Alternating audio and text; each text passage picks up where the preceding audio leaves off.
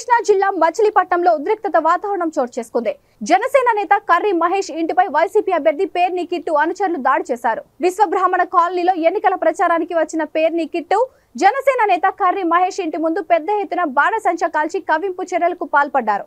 Perni kit అనుచరులు ఈ చర్యలను ప్రశ్నించేందుకు కర్రి మహేష్ ఇంట్లోకి చొరబడి ఆడవాళ్ల పట్ల అసభ్యకరంగా ప్రవర్తించారు. పేర్ని కిట్టు అనుచరులు ఇరు వర్గాల మధ్య వాగ్వివాదం, తోపులాట జరిగాయి.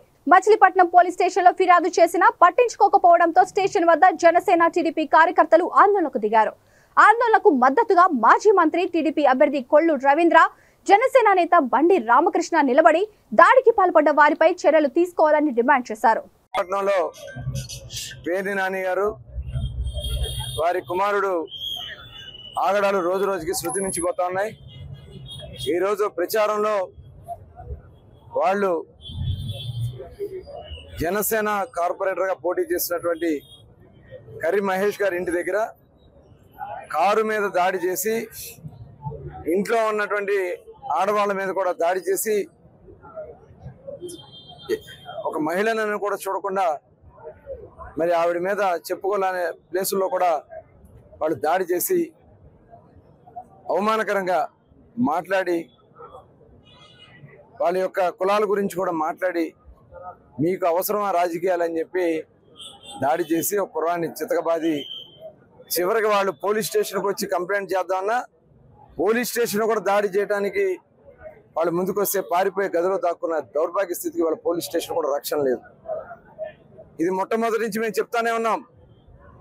పేర్ని నాని గారు కుమారుడు గారు మచిలీపట్నంలో చాలా కాలం నుంచి కొంతమంది గంజాయి బ్యాచ్ల్ని పోగు చేసి అర్ధరాత్రులు దాడులు చేపించి, దౌర్జన్యం చేపించి అనేక మంది అమాయకుల్ని బలి చేస్తా ఉన్నారు. మేము ఏదైతే దాదాపు నెల రోజుల నుంచి జరిగినటువంటి ఇన్సిడెంట్ల మీద పోలీస్ స్టేషన్లో అనేక కంప్లైంట్లు ఇచ్చాం.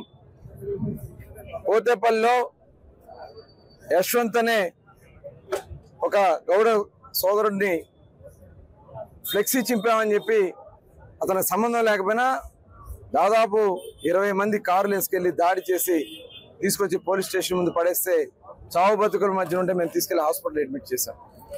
దాని మీద నో యాక్షన్.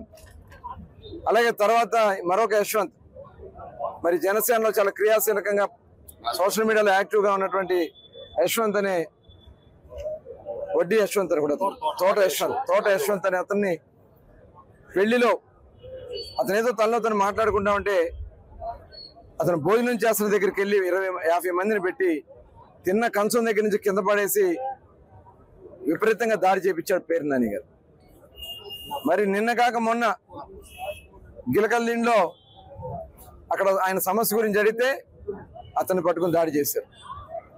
నిన్న కోణలో ఒక మాజీ సర్పంచ్గా ఉన్నటువంటి వ్యక్తి, లీడింగ్లో ఉన్నటువంటి వ్యక్తిని, పెదబాబులు అనే వ్యక్తిని వైసీపీ నుంచి తెలుగుదేశం పార్టీలోకి వచ్చి వాళ్ళకి చాలా క్రియాశీలకంగా వర్క్ చేస్తున్నాడని చెప్పి అతని మీద దాడి చేయించారు.